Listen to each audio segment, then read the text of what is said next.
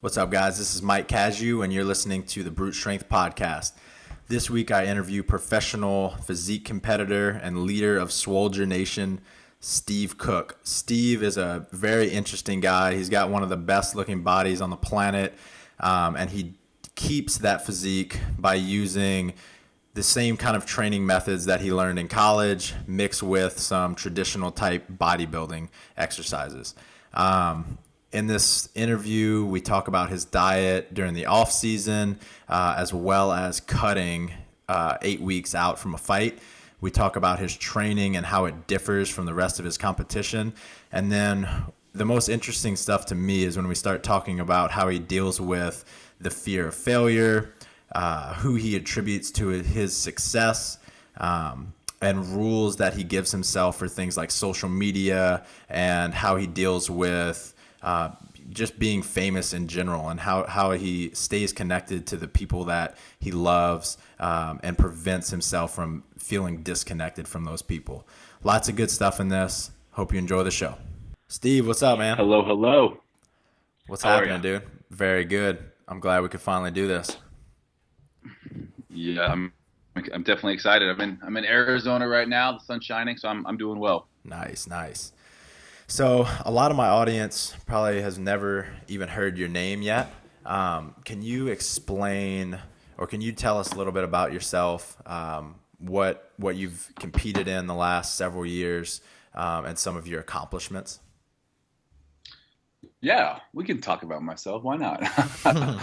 um, for for me, so the last couple of years, I've been competing in the IFBB men's physique division, which is board shorts. It's not quite as upfront and personal as the little tiny posing trunks that the bodybuilders wear. But so I played college football, was an athlete all growing up, came from an athletic family where training was a big part of it. And then after I get done playing college football, I started competing in natural bodybuilding. And then from natural bodybuilding, they came out with this division, men's physique, started competing in the IFBB, which is that's where all the big time bodybuilders and everything compete, and did that for a couple of years. And now I'm really just honing in on all types of training, trying to figure out what works best out there for to kind of a hybrid of what I like to do, and getting back to my athletic training, and then also what I like in terms of the bodybuilding stuff. Mm-hmm. Have you petitioned to try to wear the smaller bikinis? Yeah, I was like, if we want, can we wear those banana hammocks? Like maybe, and just hit these, but no, they wouldn't let us. I guess it was too intimidating for some of the other competitors. Right. That's too bad, man. I think a lot of people out there would really appreciate that. Yeah, I'm gonna do my next walk in one of them too. Good. Are you really? Next workout, I'm doing some muscle ups in the back. Can you imagine the comments on YouTube? Oh my God. That would be amazing. So you grew up playing a lot of sports, and you even played football at the collegiate level. What sparked your interest in bodybuilding, or physique competitions? Yeah, physique stuff. Yeah, I always cringe when people say bodybuilder, just because for me, I like the idea of if anyone's working on their body, they're a bodybuilder. But when I think bodybuilder, I get like this get Ronnie Coleman in my head, and that's definitely not me. Although I've been doing bodybuilding stuff for really since I started weight training for football, I started bodybuilding as well. I'd do my football exercises, and then I'd remember, even 8th, 9th grade, being in the weight room, hitting my bicep curls, my leg extensions, my side lateral raises, wanting to make sure things were all grew and developed proportionately. And I kind of, I like the beach muscles as much as I like doing my squats and my bench press. I like being strong. And then once I got done playing college football, Let me stop you there real quick. Encyclopedia by Arnold. Let me stop you there real quick. Where did you so you're doing that in 7th and 8th grade. Where did you learn that stuff from? What sparked that interest? My dad.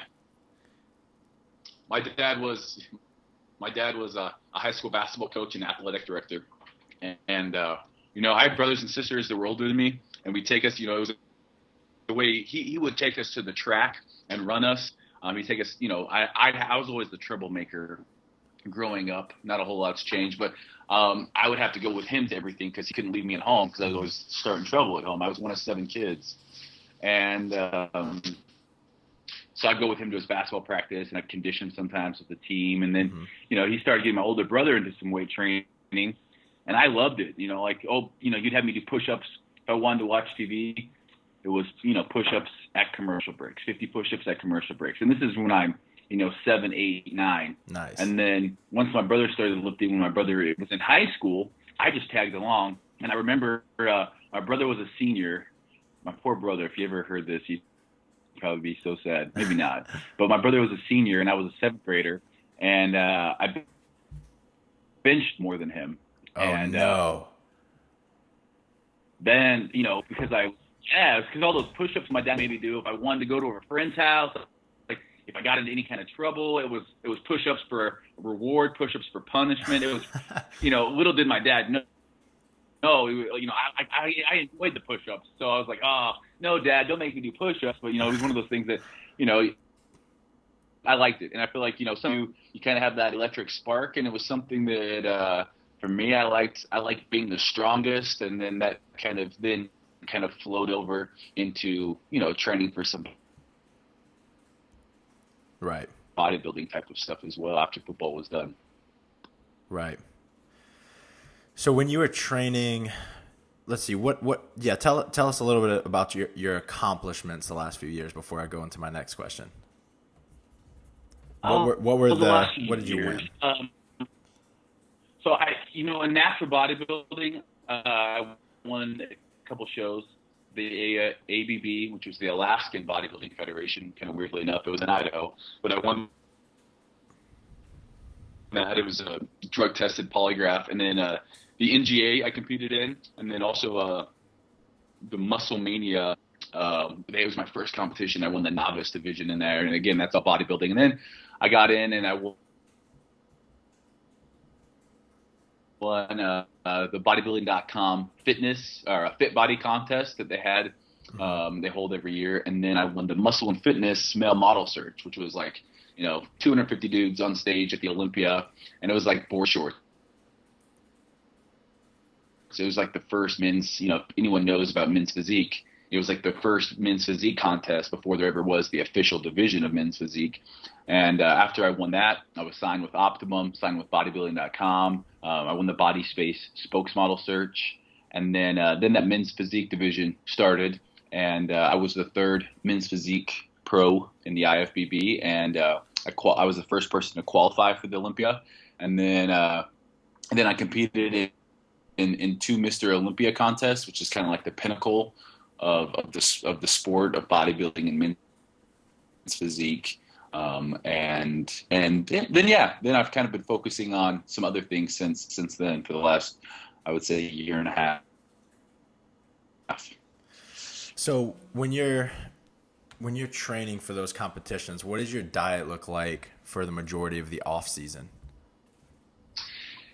For the majority of the off season, the diet is high protein, still 1 to 1.5, at least, 1.2 grams of protein per body weight. And then carbohydrates, they fluctuate anywhere from, if I'm counting macros, maybe up to as high as 350, 400. Mm-hmm. And then, I'll start carb cycling if I need to get ready for a shoot. And then fats between, 70 and 90. I really, for me, I would diet so hard for a show, and then I'd have the post-contest rebound that so many bodybuilders and people in the fitness industry who compete have. And 0.8, I think was my leanest ever was 3.8%. To you get done and your body needs food, it needs substance. You've just been pretty much starving yourself. And so you get off stage and the first thing you want to do is eat, and that eating can quickly lead to 10, 20 pounds within 2 or 3 weeks. So for me now, it's just more about staying lean. So I try to keep my carbs right now around 315 grams. Protein for me is right around 250 to 260, and fats at right now around 80. And I feel like, I can stay fairly lean and get lean within 2 weeks if I need to. But I'm also not sacrificing strength at that point. Right. Do you care about quality of food at all, or are you just trying to hit those macros? I'm a little bit of a hybrid. So I realize, and this kind of stems from my days of, I did the whole typical once I started competing in bodybuilding and saw, chicken and rice and asparagus and tilapia, and, it doesn't matter how food tastes, you just got to get it down. I quickly realized that leads to a lot of unhealthy associations with food. Mm-hmm. You start looking at food as you don't look forward to it. I think food should be, it's fun to eat. So I do make sure that I eat a lot of quality ingredients. One thing that I try to look at is minimizing the amount of sugar I have if it's not, post-workout, a little bit of sugar for the breakfast, but mostly in the form of fruits. I try to steer clear of, high processed foods. Mm-hmm. But then there's those times that, if I'm needing to feel like, I just go out and have an awesome sushi meal or even pizza, like I'm going to do that. And that typically happens more on the weekends. And I'll track macros loosely there. And then Monday through Friday, try to be a little bit more strict with things. But that kind of balance, it's a balancing act. So if I can, eat high quality food 80% of the time and indulge a little bit, hell yeah, I'm gonna do that. Right. How about when you would cut? What does that look like? What does that cycling actually look like? Yeah, so that when you start cutting, for me, I try to do it pretty systematically, kind of like looking at things analytically. So I would go get my body fat tested, using like a hydrostatic tank or a way to really accurately gauge what my body fat was at. And then I would, pick out a contest 12, 14 weeks away and look at, okay, here's where I'm starting. I need to be, 3.8 to 4% on stage. How much body fat do I have to lose? I don't ever want to lose more than about 1 pound to 2 pounds a week. You start losing a lot of muscle mass when you lose more than right. 1.5 pounds a week or so. So, then I start dropping calories, depending on typically 12 to 14 weeks out a little bit, start looking at things, tracking things. And then I try not to over diet. So, if I'm continuing to drop, I don't change much. And if I need to drop calories, I'll do so. Usually start carb cycling right around 8 weeks or so I can have, some of that leptin levels that, is crucial for metabolism function and things like that. You start looking at what happens if you just are running your body into the ground with leptin and how that affects your metabolism. Can you explain that a little bit for these guys? I think, there's some great literature. Lane Norton's one of those guys that I kind of worked with when I started out. And leptin is just kind of, it's your body's own way of kind of, when your leptin levels are low, your metabolism speeds or slows down in order to make sure, like if you're not burning, if your body's not needing more calories, it's going to slow itself down. So, when you have a high carb day, it kind of restarts, increases those leptin levels, triggers your body into increasing that metabolism, getting it working again. And I think that, a lot of people in the fitness industry just run their metabolisms into the ground because it's always like, diet harder, mm-hmm. diet harder. It's kind of like a badge of honor that we wear in the fitness industry. It's like, oh, I'm only on, 150 grams of carbs a day. My workouts are crap. I'm not getting the pump, but, like I eat my tilapia and rice, and I just felt like, there's got to be, so again, you're going to suffer on getting ready for a show. And it really right. comes in that last month, the last 3 weeks where you're at 5% and you're looking good by anybody's standards, but you have to get to that like shredded, emaciated 3.8 body fat, which takes a lot out of you mentally and physically.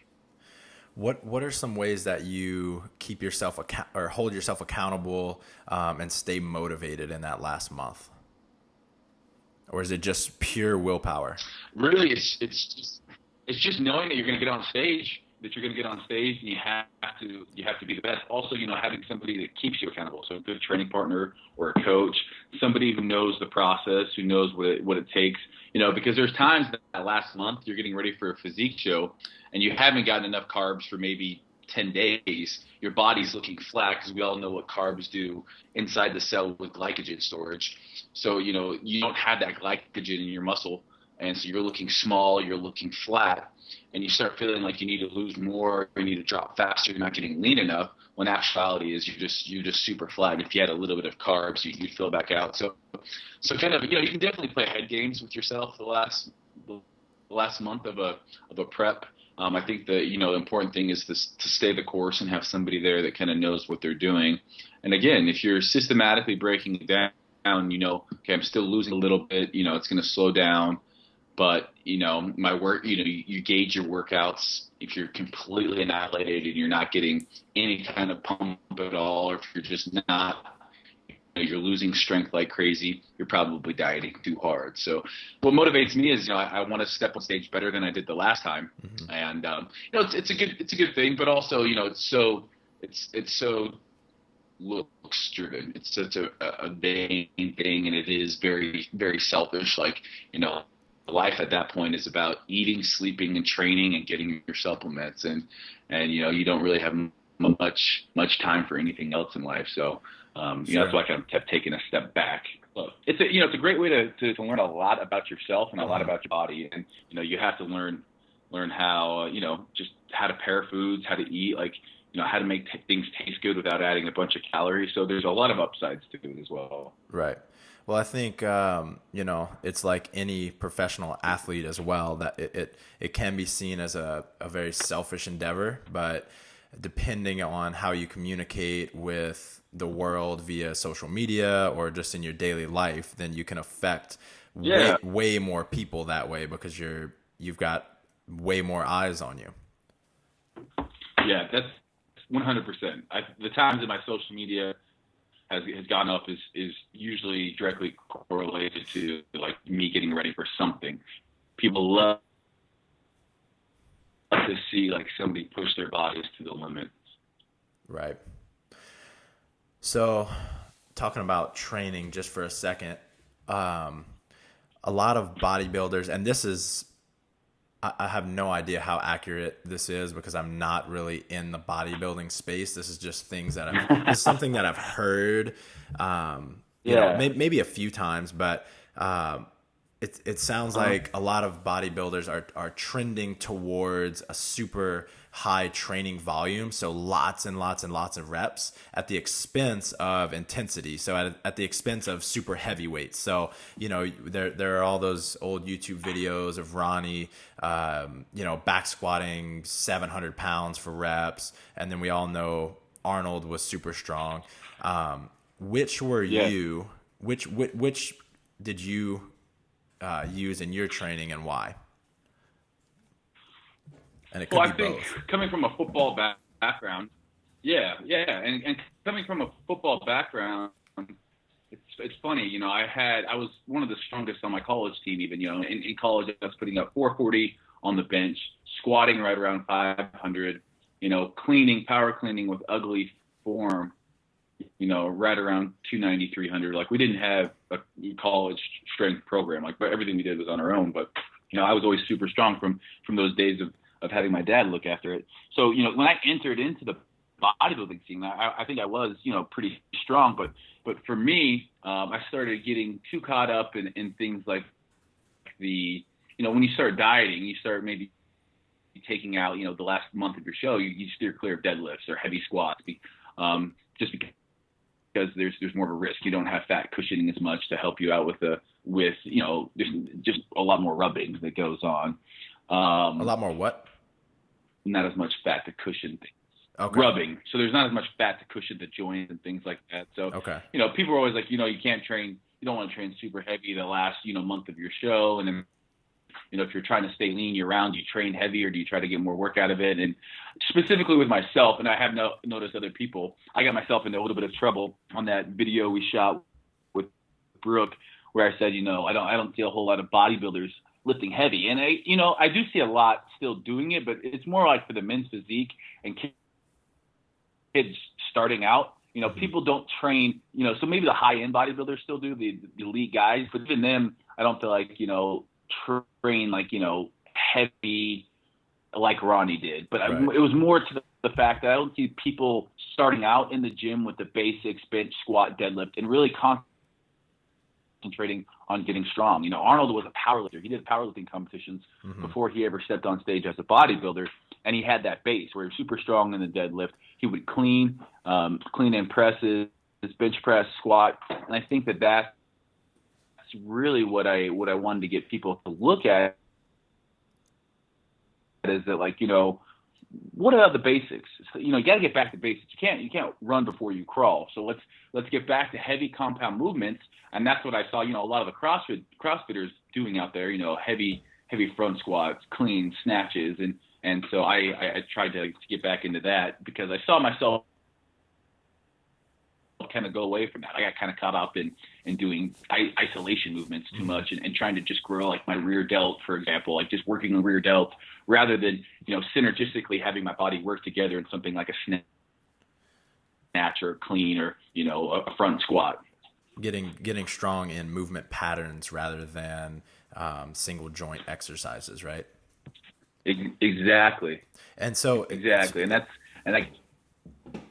Just talking about aesthetics, do you think people will get the body that they're looking for either way, or do you think using these compound movements that mimic real life movements such as a squat, a deadlift, a press will get you there faster? I think it'll get you there faster. What I've kind of known is, you can walk into any Globo gym, I call the Globo gyms like golds, and see guys that have been strictly training bodybuilding their whole lives, and they look good by the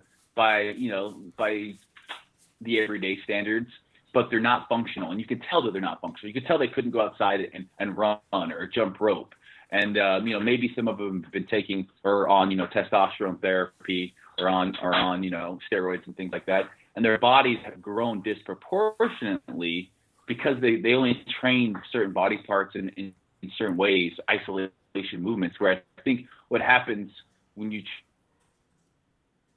train those heavy compound movements is your body has to work together. It should, if you're doing the proper form. So you're using the big primary movers, you're also using the stabilizing muscles. And because everything kind of flows together, I think you develop a much more balanced and overall physique. You look at like gymnasts, for example, right. Some of the best upper bodies I've seen on gymnasts, and they don't really train for balance and proportions, but they get so much work done through pull-ups and the floor routines and everything else that they have phenomenal upper bodies. If you were to train like that, functional movements, adding in some things like bench press, some lateral raises, some rear delt, I think that's really where you have the best of both worlds. Right. It seems to look a little bit more natural when you have someone that trains, like a collegiate athlete, rather than a bodybuilder. Yeah. To me, and I think it looks better. It looks more healthy. It looks like this person could run out. And again, it gets back to what I really feel like, for me, everyone has to do what they feel like, everyone has their own idea of what their body should look like. For me, I kind of go back to the ancient Greeks, and I want my body to be athletic, aesthetic, and be able to function as well as look good. You look at ancient Greek or even Steve Reeves, who kind of did who embodied that ancient Greek philosophy. It was like, you got to be healthy, you got to take care of your body, you got to look a certain way, but you have to be able to perform as well. Right. Okay, I want to ask you some more personal questions now. To who do you attribute most of your success? Oh yeah, let's get personal. I got starting off, my dad. He was definitely, again, making me do push-ups and sit-ups. I think he saw that I was naturally gravitated towards weights. He was a basketball coach, and while my brothers and sisters were doing dribbling drills, I spent a lot more time in the weight room because I love that kind of stuff. And it paid off. I got my college paid for, and that's all really you can ask for. And then I think, the first person who ever showed me, how to diet for a bodybuilding show was a local guy from Boise, Idaho by the name of Craig Toth. He was, a natural bodybuilder himself. Still to this day, has the biggest arms of any natural dude I've ever seen on the planet. Really? And I learned how to diet from him. Yeah, he has honestly 20-inch arms for being natural. It's amazing. So I always heard you couldn't get 20-inch arms naturally, but my man Craig, he had them. He competed, drug test. It was nice. Drug test, polygraph. So he natural 20-inch arms. But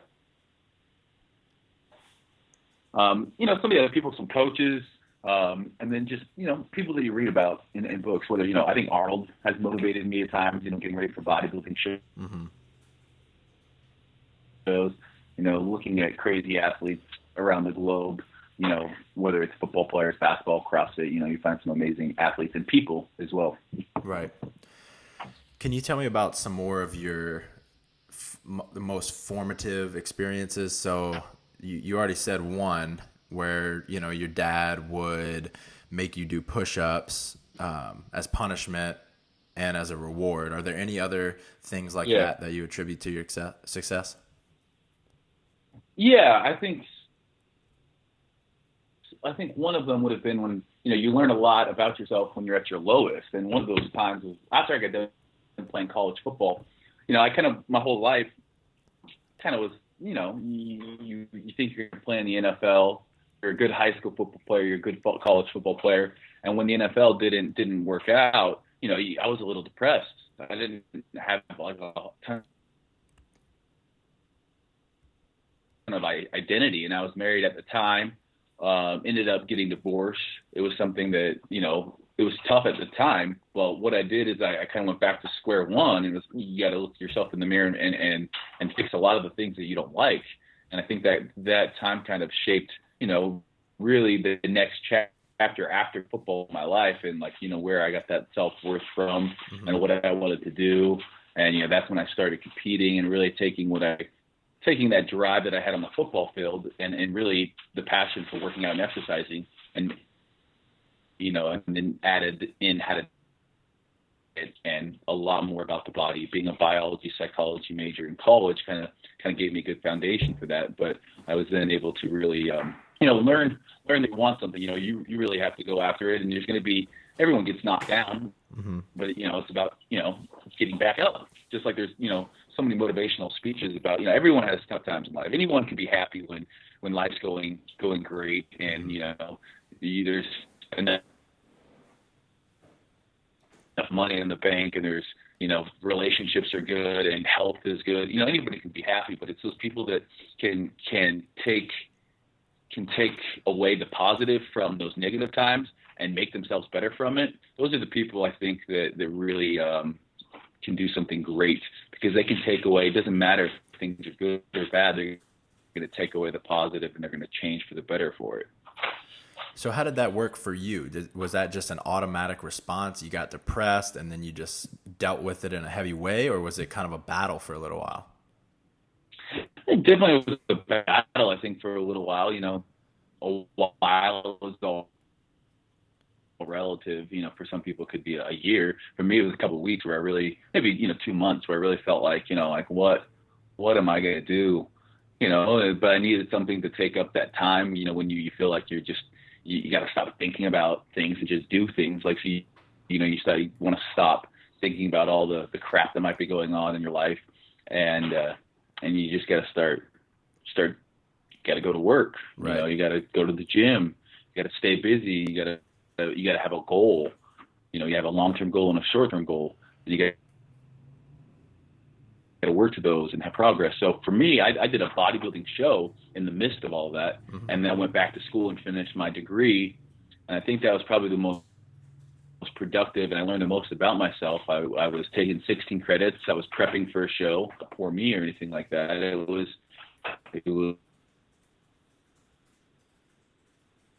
I, do or die type of stuff. It was, get this done or feel worse about yourself because you're not following through on your goals. Mm-hmm.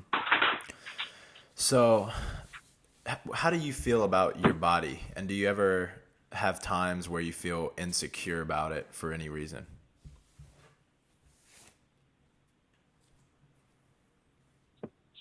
Oh yeah. All the time. I think, we live in a society where we compare ourselves to everyone, and, some competition and comparing is good. It kind of lights a fire. So, you want to feel good about the work that you've done and things that you can't change about yourself, whether it's genetic structure or, height, or everyone has their good body parts. But I think, yeah, everyone, there's always going to be somebody who's bigger or leaner or stronger or faster out there. So comparing yourself can be, it can be a super negative thing. And I remember after I won, there was like pretty much 2 years where I won every show I competed in, whether it was the natural bodybuilding or the board shorts. And, I was doing great. And then I stopped competing and I really, didn't have any immediate goals. And because, in my head, it was about looks, just, been on stage pretty much the last year, always trying to get leaner and get leaner. I got off stage with no immediate show ahead of me. I blew up. Like I got, look back at those pictures and I was probably, right around 15% body fat or so. And I just, I was miserable. So I think that, it's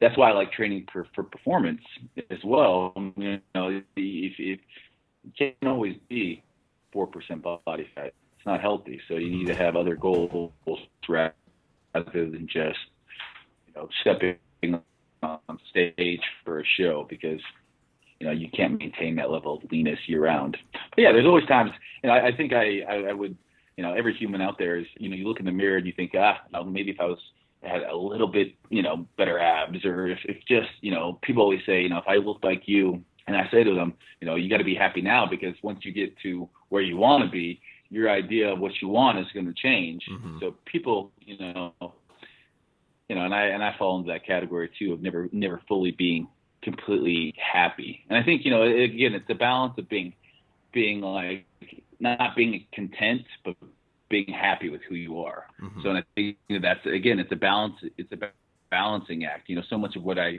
talk about when I'm about is balance in life, whether it's, junk food versus clean eating, or how you look versus wanting more. It's a balancing act. Right. I forget what the phenomenon is called, but it's human nature to say you want a nice car and you work for 5 years to get that car. As soon as you get that car, you just want a nicer car, right? And we do that with everything from relationships to physical products, to our goals. And I think that's why it's so important to practice gratitude, kind of like what you're saying, while you're going through it. So if you can't, if you're not grateful for the journey, if you're not enjoying the journey, then you're literally probably going to be unhappy for your entire life, because once you get that thing that you want so bad, you're just going to want something else. Yeah, and that's so true. And I think, one of the people that I always kind of looked up to with Arnold, I read his autobiography.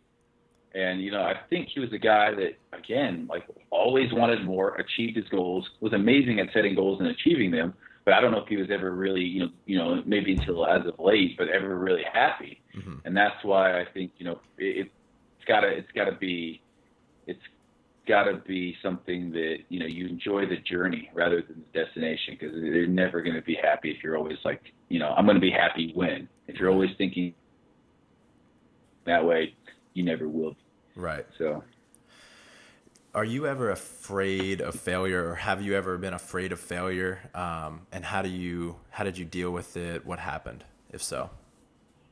Hell yeah. Yeah, definitely afraid of failure. I think, so many people, on any level, whether it's a local gym that, the high school kid starts out at, you don't want to fail on a squat, to where I'm at now. Like, I don't want, going to LA. I'm going to be moving to LA, and there's so many things I want to try to accomplish there. And you do question if you have what it takes. The thing I always try to remember, if it's not me, somebody else is going to do it. So have confidence and really try to work your butt off, because obviously without working at things, that's the key to anything in life, is working hard. But if you work hard, you got to believe in what you're doing and believe in yourself. And failure, it's I've never been one that likes failing at anything.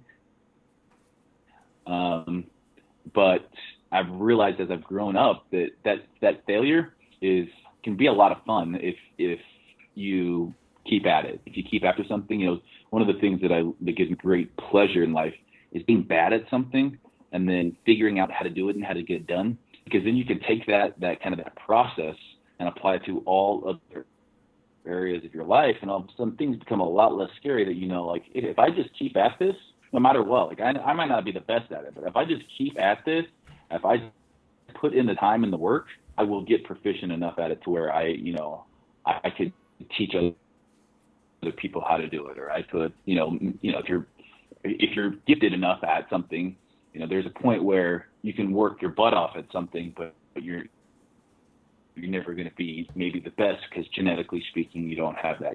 For me, I'm never going to win the 100-meter dash and at the Olympics, but I know that. But that doesn't mean I can't, max out on my potential. So, right. Or be proficient at, running movement, things like that. So, yeah, definitely. I think being scared though is something that it's a good thing if you don't ripple you, if you don't let it make you sit there and cripple you, think about it rather than doing. Yeah. Right. It's funny you say that. I was up late reading a book, and they're explaining something called entity theorist versus incremental theorist. An entity theorist thinks that all traits are fixed, and you're either born with something or not. So you're either good at math or bad at math, or you're either athletic or unathletic. But what you're talking about, and what the author says, most champions and highly, highly successful people have, is they are incremental theorists. They believe that if with enough time and hard work, they can master anything. And that's what you're talking about. Right. Yeah. It definitely. And again, we all have things that we're great at. I think it's kind of the old nature versus nurture. Like, are you a certain way because you were given those traits passed down by your parents, and that's just who you are, or does the environment affect you more? Right. Is it the way you're brought up, to think? And I think of course, we all have genetic limitations. We all have things that we're going to be better at, both mentally and physically. But that's not to say that you can't push your potential to its maximum in any one of those categories. Mm-hmm. How do you think social media affects you? And do you feel like it connects you more with people or disconnects you? And especially, yeah, go ahead.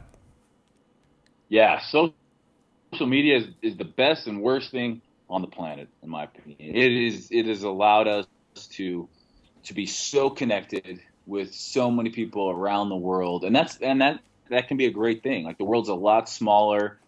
If something's going on, in the Middle East or in Europe, like, we hear about it, and I think it allows for people to really, open up and understand their cultures and human beings. I also think social media, just because it's not real life. Social media, people are becoming socially handicapped because of social media, because there's no real social interaction going on there. And for me, it is such a large part of my job. I try to use it for good, but even I worry about, if I post this, how are some people going to react? Because we live in a era and a time where there's so many people out there that, political correctness, and if you say something, I call it, the era of butthurt. People are going to be offended by no matter what you say. But if you're going through life really trying to make everyone happy, you're not doing it right. And I think that social media is tough, because I can post a YouTube video, and I'm going to get on there and it's going to say comments about steroids this and steroids that. People are going to have their beliefs no matter what. Like, I'm doing this whole journey right now where for the last, I'm getting back into shape and And of course, a week goes by and someone, I might be pumped up in the gym and people are going to think that it's not you really doing the hard work. You're taking something. And again, everyone has their opinion out there, but you can't let it get to you. And again, you can't be, if you can be a person that can be on social media and not care but still use it as a tool to grow your brand and to get your message out there, but then also turn it off. You can't let your highs get too high or your lows get too low. So if everyone's telling you you're great on social media, you got to take that with a grain of salt. And if everyone's ripping you apart, you got to take that with a grain of salt too, because you're always going to have people out there that want to build you up or tear you down no matter what. Mm-hmm. Do you set any rules with yourself in terms of, say, like checking different accounts and the amount of time, anything to regulate the amount of time you spend on social media? Yeah, I try. This is one area I really want to get better at. So I can't sit here and say I have a set time that I do things and I'm really great at it, because there's times I'll post something and I'll be at the gym and I'll like post a mid workout selfie, or not necessarily a selfie, but a mid workout picture. And again, it's hard not to look at things or look at comments to see how it's doing. You want to see that feedback you're getting, letting people tell you. Is letting other people tell you what they think of your post. But for some things that I try to have an idea that I want to get up to 2 posts a day on Instagram, or I get up 3 videos on YouTube. And that's all around creating content in your brand. Mm-hmm. And content's king when you start talking about how to develop a brand. And then there's always user interaction. So I love, a large part of my job is going to expos and meeting with people and talking to people and hearing about what they're struggling with and what they're going through. So, I try to go through comments, and if there's something that I feel like I try not to respond. And this is one thing I struggle with is, negative comments can't get the attention. You have to, people that really need you or really are trying, are there for the right reasons, they deserve the attention rather than the negative comments. So, that's probably my biggest rule is don't feed the trolls.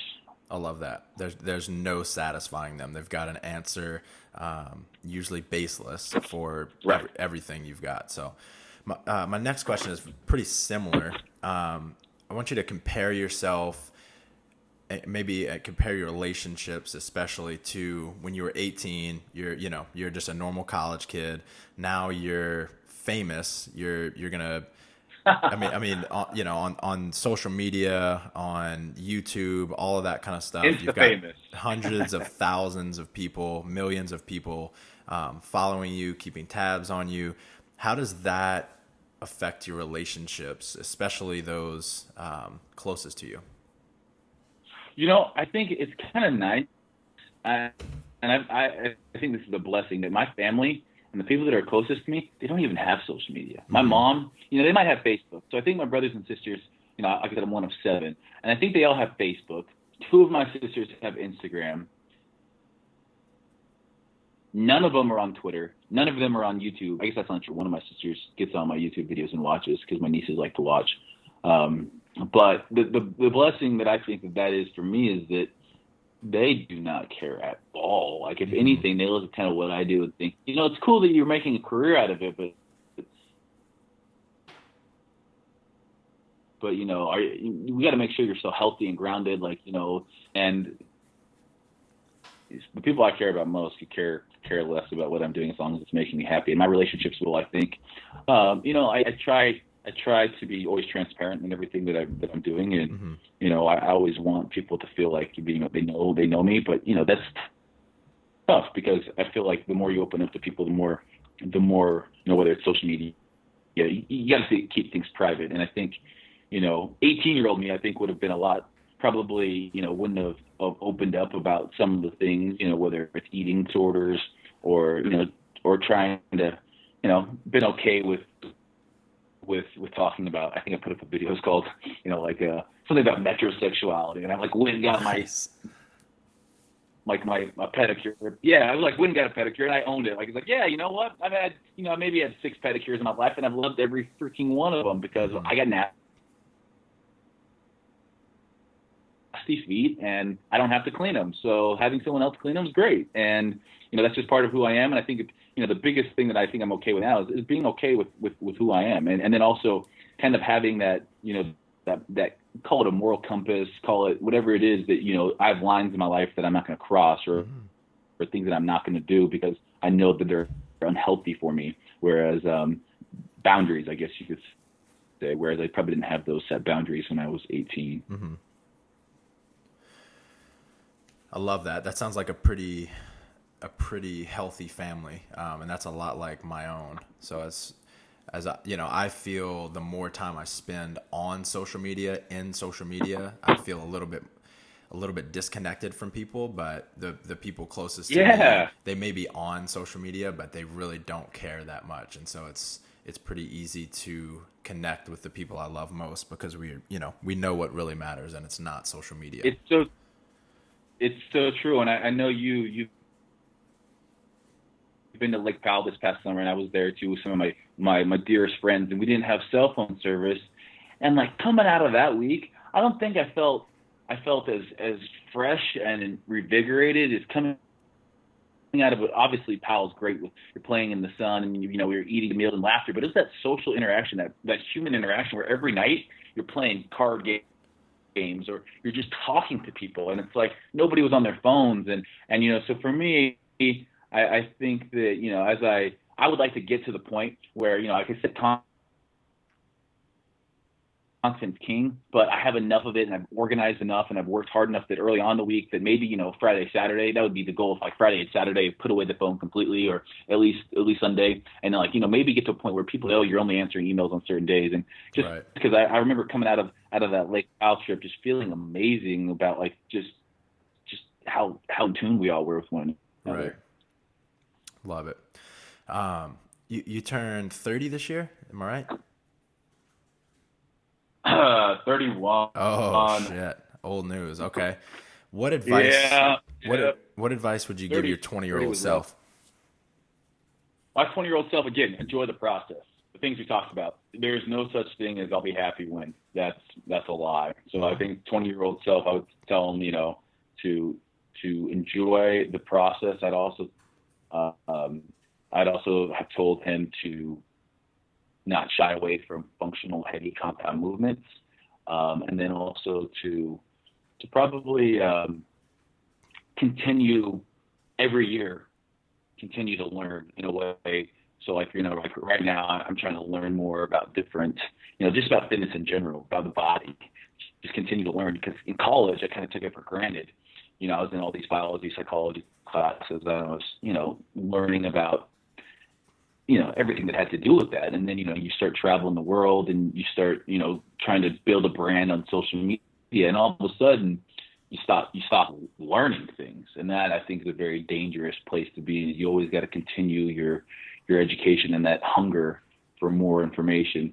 So I was told him to continue doing something to further education every year. Love it.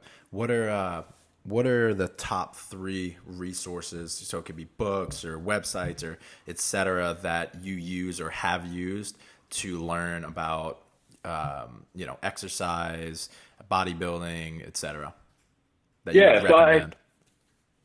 So for bodybuilding, it's always been the Arnold Encyclopedia of Bodybuilding and bodybuilding.com.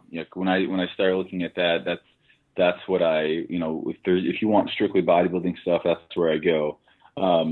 For things, other functional things, I'm reading The Supple Leopard right now, and I think that's, again, an area that I've neglected, that I've been wanting to learn more about on, proper body mechanics and flexibility and movement patterns. Those are the things, as I get older, like I want to make sure that I'm doing right now so I can, have longevity.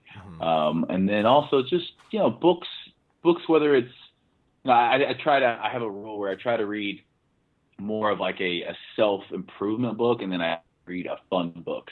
So, I've had a lot of good books that I've read, that I, whether it's like A Man's Search for Meaning or Nice.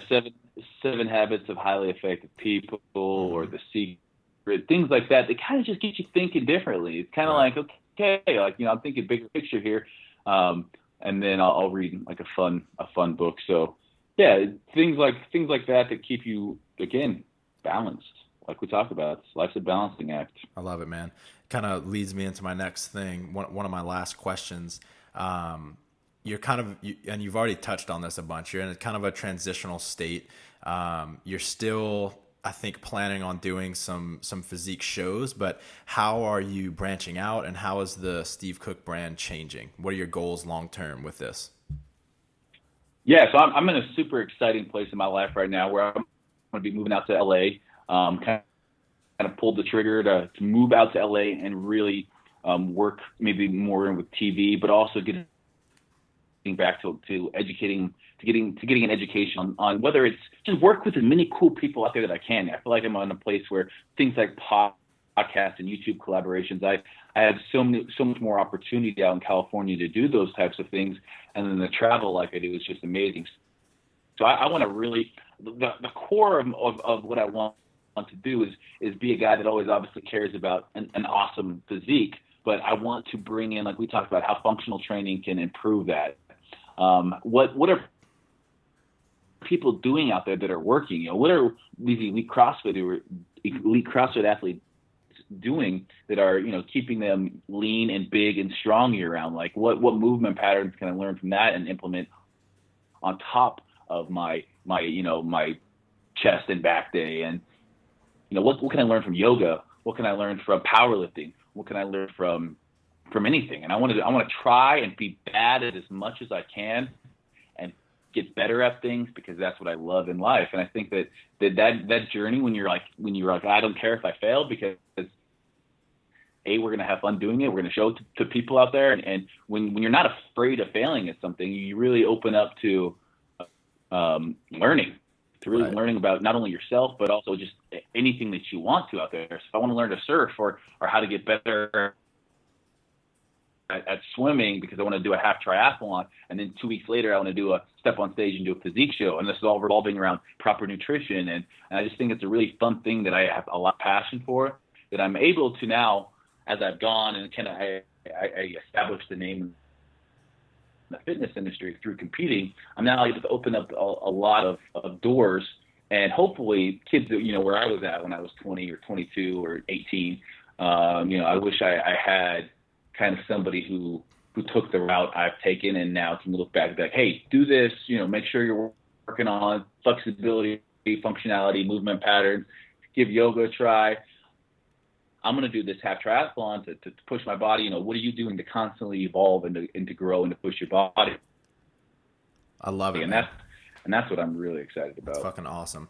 A guy named Ido Portal says that humans have the desire for movement complexity, right? To continue to grow in different movement patterns and to do harder and harder and harder movements. And I think, what you're doing in your life and hopefully inspiring others to do is to have that like childlike attitude towards sports and exercise in general, which I think is going to lead to people being a lot happier in the long term.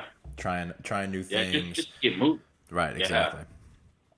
I love it, man. Just the days that I'm most unhappy is when I'm on social media and I haven't moved. If you just get out there and even if it's playing a sport you haven't played in a while, or doing something new in the gym, like that's when I'm like, I wake up the next morning, things are a little bit sore because I haven't maybe used that motion, or I haven't used those muscles in conjunction with each other. That's the days I'm like, okay, I did something right. Right. Well, I love that, man. Where can people find out more about you and what you've got going on? Yeah, so social media, all is just Steve Cook. Instagram, Facebook. My YouTube is Swolger Nation.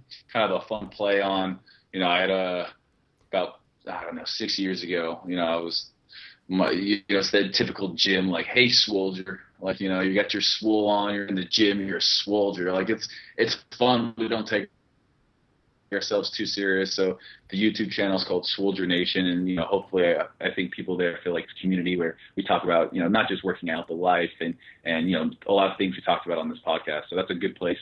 And then my website, Steve Cook Health. So hell yeah, man. I appreciate you having me. Absolutely, man. Thank you so much. This was great. We'll talk soon. All righty. Thanks a bunch, Mike. Later.